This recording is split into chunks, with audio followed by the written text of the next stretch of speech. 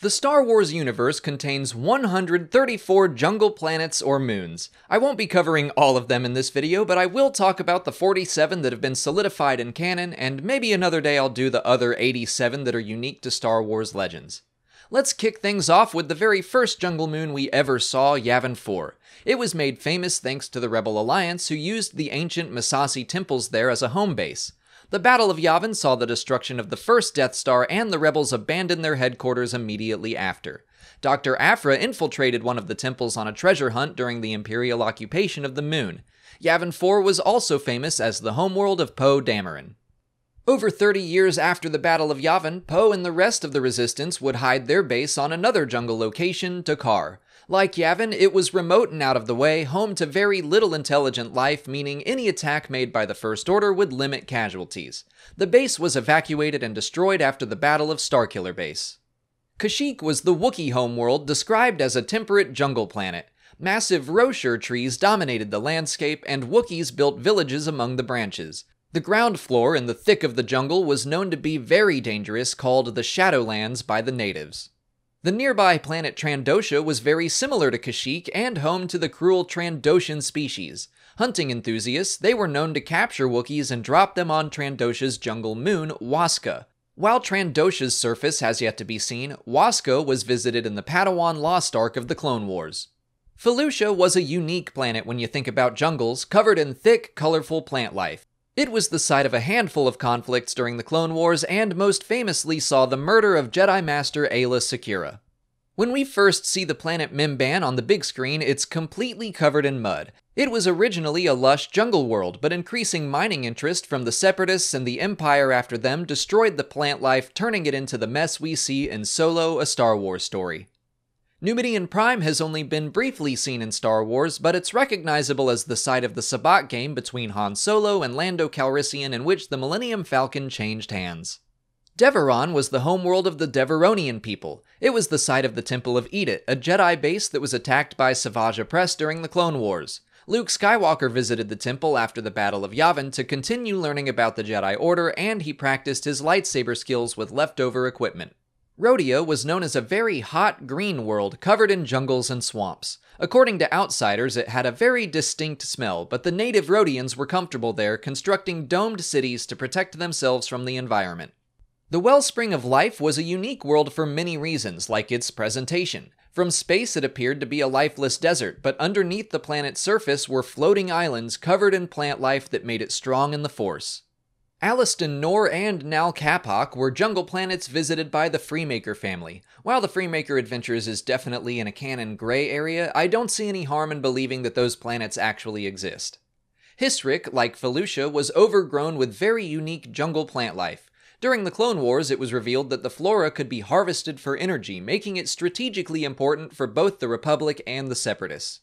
Moraga was significant to the history of Kanan Jarrus, who traveled there as he avoided Imperial forces looking to wipe out the surviving Jedi. He returned to save an old friend from capture over a decade after his initial visit. Sontul was a remote planet located in the Outer Rim. The criminal organization known as the Sontul Pride set up their base within the jungles there until it was destroyed by Darth Vader. Tuan Keti was the potential homeworld of the dangerous Rathtars. Covered in jungles and toxic swamps, it was briefly seen in the Darth Maul comics. Vodran was a similar planet, except its swamps weren't toxic, but it was home to another dangerous creature, the Dianoga. The expansive jungles of Ithor were considered sacred by the Ithorian people, who lived in orbiting space stations rather than on the ground. Hunting was highly illegal, and so poaching, usually committed by outsiders, became an issue on the planet. Akiva was the jungle homeworld of Snap Wexley. Mere months after the Battle of Endor, the remaining Imperial leaders met there to discuss the future of the Galactic Civil War, but most of them were captured or killed, as told in the book Aftermath. Radi was a dangerous and largely uncharted world that serves as the setting of the short story Turning Point, which ties into the Aftermath trilogy. The Adventures in Wild Space books visit a jungle planet called Zurl, located in Wild Space, as the series title implies. Isob, Konkiv, and Oliu were all jungle planets briefly visited by the Ghost Crew on missions to support the Rebel Alliance. Koyurti first appeared as the site of a battle between the Rebels and the Empire in the book Battlefront Twilight Company. Indaumoto was the jungle home of the venomous Ku Huns that were used in an attempted assassination on Padme Amidala. The Kalish species, of whom General Grievous originally belonged, were native to the jungle planet Kali. The Kowakian monkey lizards, like Salacious Crumb, were also from a jungle world called Kowak. Vindaxa was the home world of the Aklay species. It was known for having one of the most dense ecosystems in the galaxy. Agoliba Otto was described in the book The Legends of Luke Skywalker as a jungle planet. Han Solo stumbled upon 2 unnamed jungle planets during his adventures, once on a mission from Jabba the Hutt, and once in a desperate escape from bounty hunters where he found a planet that had been overrun by hostile droids. FN-2187 likewise was sent on a mission to an unknown jungle planet when he was part of the First Order. Okay, now we're moving into Legends territory. The following planets have all been mentioned in canon sources, but never fully detailed, so I wanted to include them, but just know that the rest of this video contains Legends information. The jungle world Thyfera was famous in Star Wars Legends for its role in Bacta production. That has yet to be established in canon, but the planet's name has at least been mentioned. Argao was a jungle planet near Coruscant in the core of the galaxy. It was a wealthy planet and part of the intergalactic banking clan. Aurora was briefly visited by Qui-Gon Jinn when his Padawan Obi-Wan Kenobi was still young. Borlias was the site of a Republic and then Imperial biotics facility that became the target of Rogue Squadron a couple years after the Battle of Endor. Kularin was a planet that was unusually strong in the Force and was home to the Terracin species, who were likewise unusually Force-sensitive. Darlin Boda was located in the Anowit sector of space. Its jungle climate was unusual there, being located so close to Hoth and other frozen planets in the area. Despair was the construction site for the first Death Star in Star Wars Legends. It was also known as Horus, and that planet has been mentioned in a number of canon Star Wars books. Florn was a jungle planet mentioned as part of Zim the Despot's empire, a character who has now been made canon in ancient Star Wars history. Generis was an ancient world known to be part of the Rakatan Empire. Luek was a planet located in the unknown regions. That's all we know about it in canon right now, but in Legends it was the jungle home of the Siruvi Imperium.